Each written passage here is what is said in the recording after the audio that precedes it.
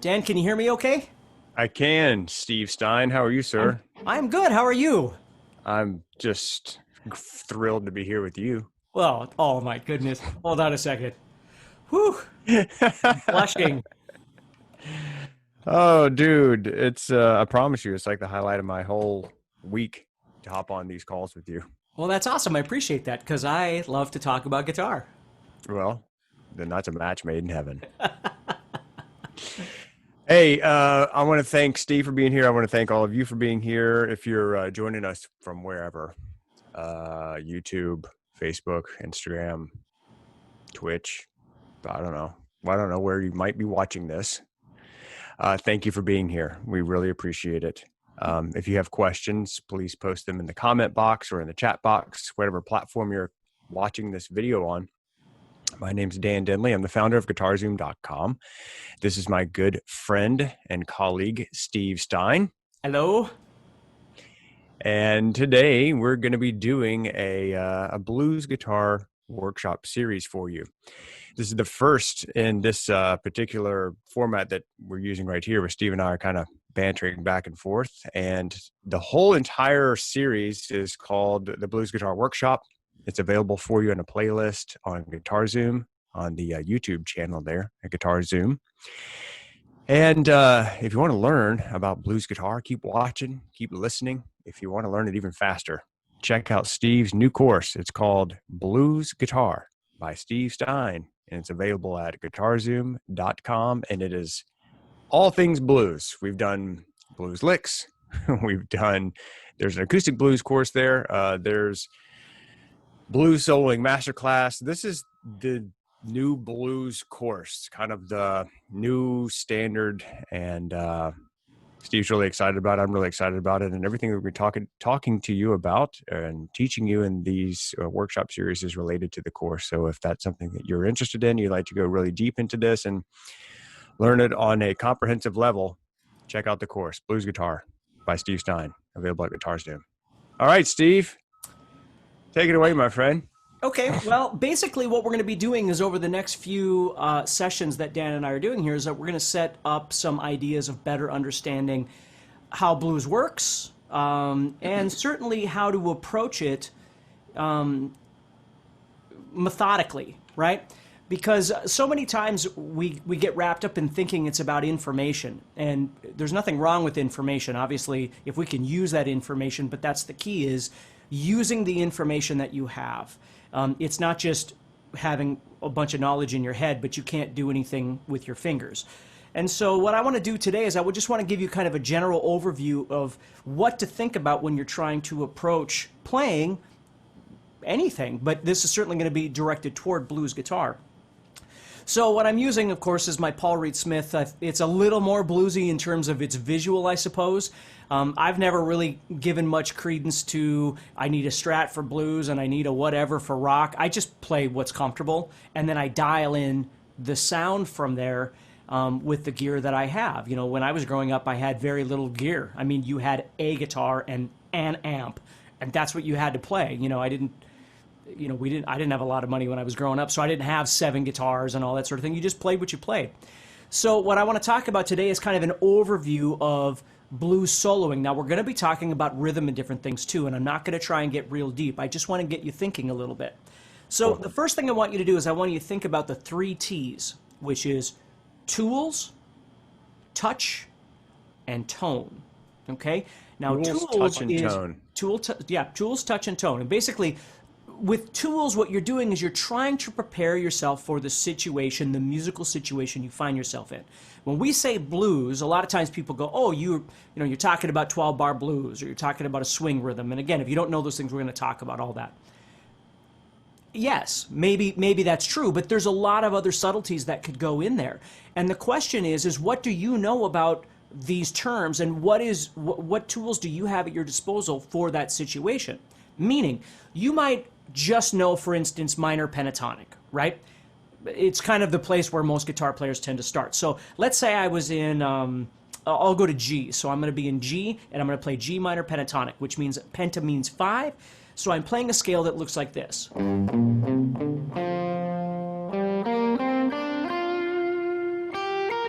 And you can hear as I play,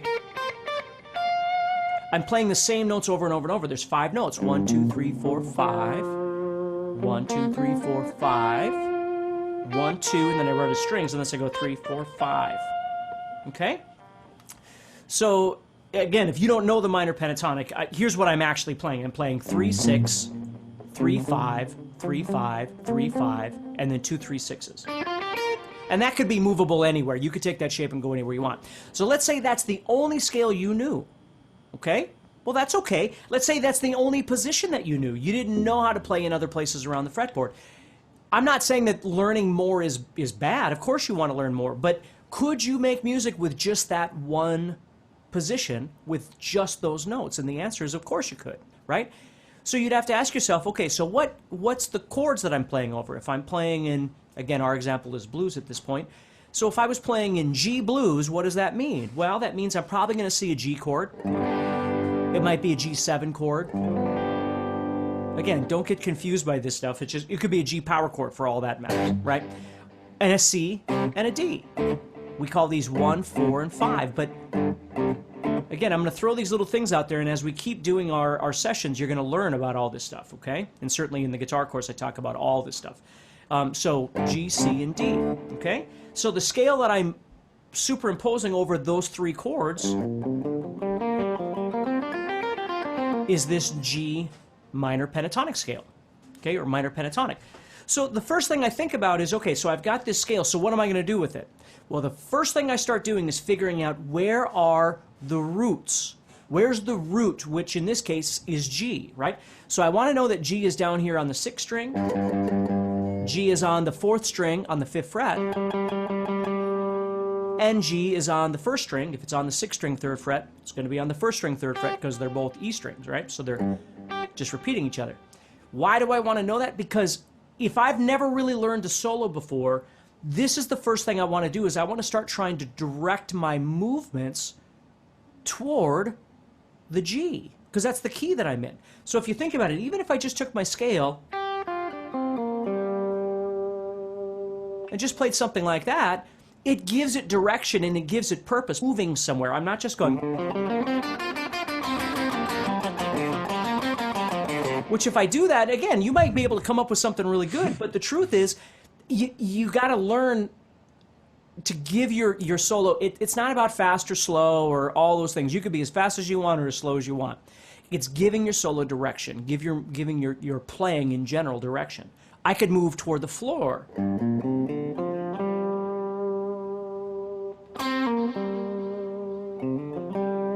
Now, do I always have to go? No, of course not. There's many other things, but this is a great place to start.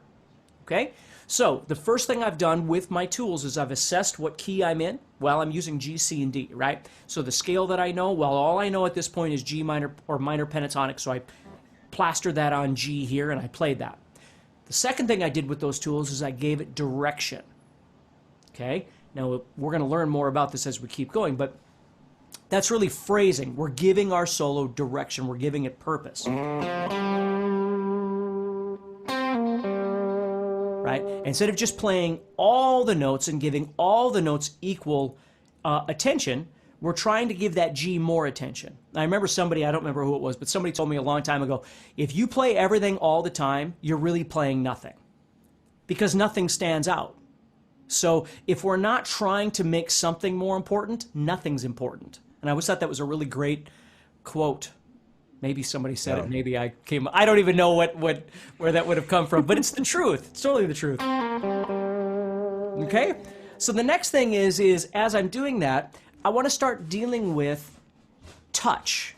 Now, touch to me is the way I'm playing. Okay? The way I'm picking. Am I picking loud or hard? Am I picking soft? Am I not picking at all? Right?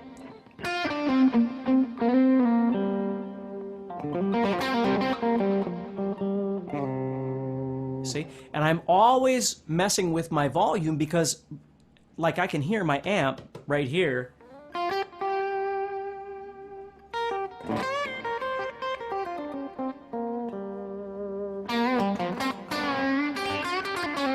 See, as I play, I'm trying to create kind of a different environment of being able to play a little bit louder and a little bit softer, a little bit more, a little bit less. And I've always called this dynamics, dynamic variation, if you will, dynamic contrast. I have all kinds of different words I use for it, but it's really trying not to play the same thing every single time. And that doesn't just mean the same note selection, which it does, but it means the attack, the approach that I'm using.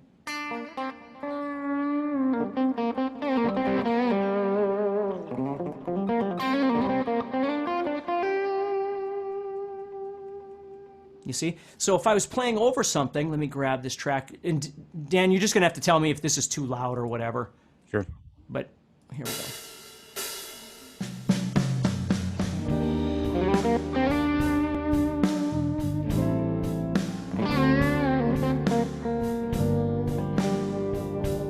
There's my G, right?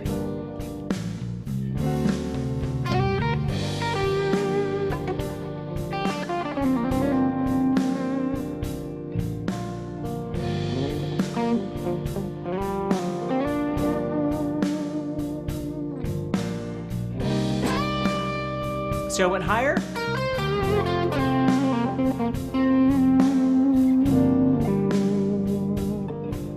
Okay? So just, again, I don't expect you to memorize everything that I'm doing. I want you to get the idea, the overall meaning of what I'm talking about. Mm-hmm. So that's what tone is to me, or touch, excuse me, is as I'm thinking about the phrasing, right? I'm directing myself toward a G. I'm not doing it every single time. There's no rules to this stuff. That's the beauty of guitar, is that you've got to feel this around. But if you think about it, it's like reading a good book or listening to a person talk that's very engaging. They don't use the same dynamics in their voice all the time. They don't use the same size sentences every time. They're always trying to make it interesting for you to stay engaged.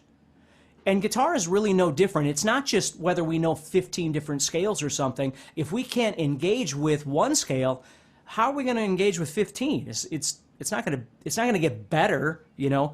I always tell people your brain is the first thing that gets in your way of actually being able to make music, because people just we're humans. We want information, and that's good. But we've got to be able to process that information into something that sounds like music. Love it. So, yeah. So tools, touch, tone. Which tone I haven't gotten to, but yeah. Right. So we've covered tools, we've covered touch, and we're going to move into tone. But before we do, guys, I want to thank you for being here.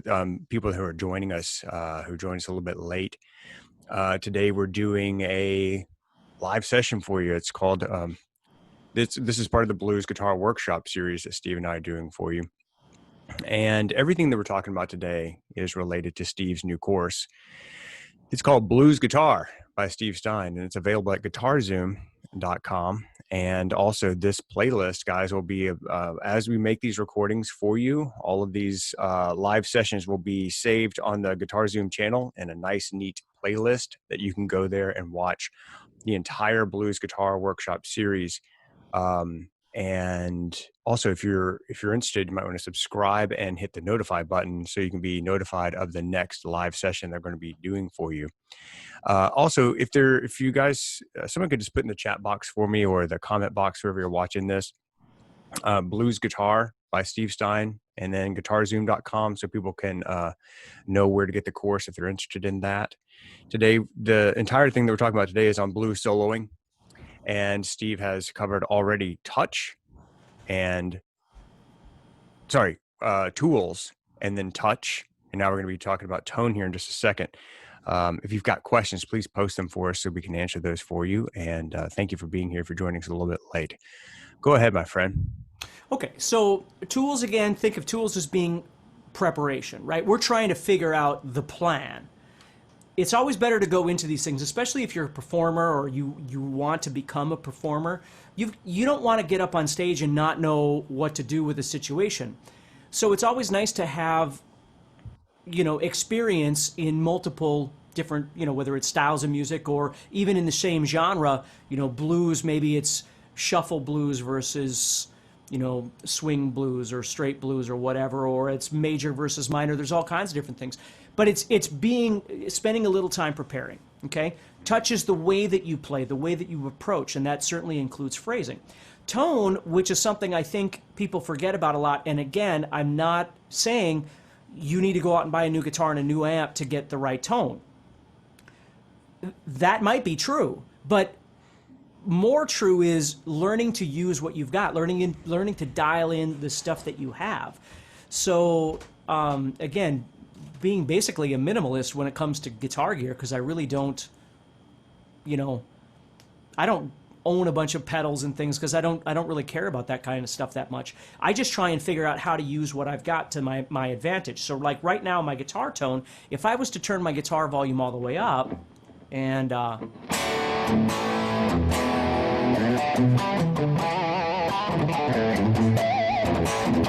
I could get a pretty good rock sound out of this particular tone that I've got right now. You'll notice it's I got a little bit of the high end rolled off, just because it sounds kind of cool for the blues stuff that I'm playing right now. But if I take that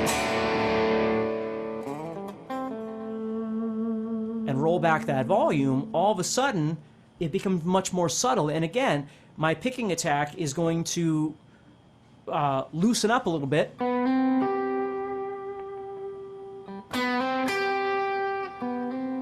See the difference? I grew up being a metal guy. I know it's hard to believe. Look at me, for God's sakes. But so when you play metal, everything is always about power and volume and speed and intensity and all these other things. Most of the time, anyway. When it comes to stuff like blues, the problem is that if I change my guitar tone, for instance, to this,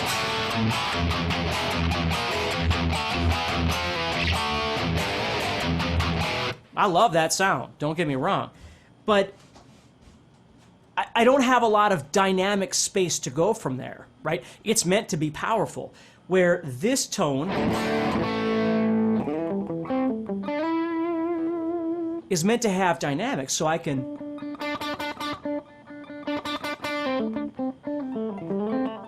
So when they say like the tone is in your hands and all that sort of thing, there's always debate on all that kind of stuff. I've always thought what that really just means is it's all in your approach. Like the way you pick, whether I'm playing a Paul Reed Smith or whether I'm playing an Ibanez or whether I'm playing a whatever, I'm going to play it the same way. The guitar itself might sound a little bit different, and so I might have to adjust the amp a little bit or whatever to appease my ear, but my approach is always going to be the same. So it's usually just the aesthetics of what the guitar actually looks like. So this looks a little more like a blues guitar than, say, my Ibanez Gem does or something like that. But honestly, if I wasn't on video right now, it doesn't matter which guitar I'm using. I'd use any of them. I would adjust this all the same way. So now what I want you to notice is right now, there's no delay and no reverb on there at all. And I used to be one of these effect people when I was a kid. And again, I don't know why, but so I never used anything, never used any effects because they were cheesy and you were cheesy for using effects. And what I learned a long way, a while after that, I should say, is that effects actually can be really fun and really sort of rock star-ish. And what they do is they help you to remember that maybe you don't have to play as much, right? What I've always loved, like, I'm going to turn this on. Here's my delay and my reverb. This is a very typical kind of delay and reverb that I would use for something like this. Now, it's a little heavy on the delay. You can hear that. But what it's doing is it's taking up space where I don't have to play. So it almost slows me down because I like to hear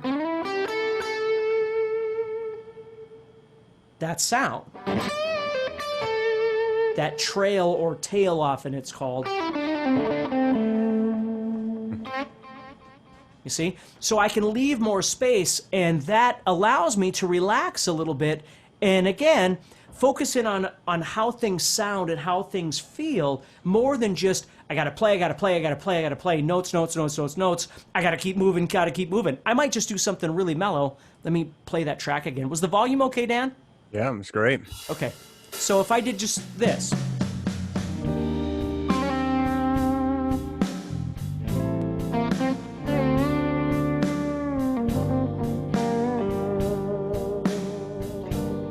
not much, right? But I'm listening.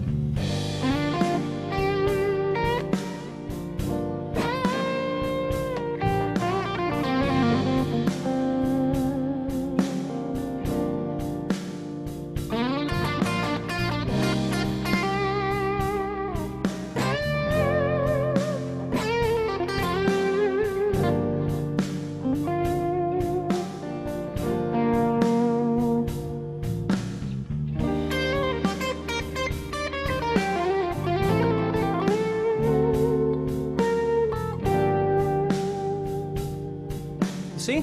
So I'm really trying to not think about, I got to play fast, I learned this new arpeggio, blah, blah, blah.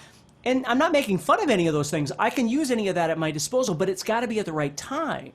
I first have to set this up. And so that to me are really the basics of soloing, and in this case, certainly blues soloing, is learning to use the tools that you have to the best of your ability. Don't just keep thinking, well, if I learn this next scale, it's going to make it all fall into place. Or if I learn to play faster, it's going to fix everything. It won't. You've got to learn how to make a musical connection. And for me, the musical connection comes from all these subtleties that I'm doing. And again, you can like the way I play, not like the way it's fine. It doesn't matter though. It's not going to change. When I wake up in the morning, I do what I do, and I love to do what I do. I love playing. And so for me, vibrato and bending and sliding and all these things are just crucial to really making the guitar, just squeezing music out of the guitar as best you can.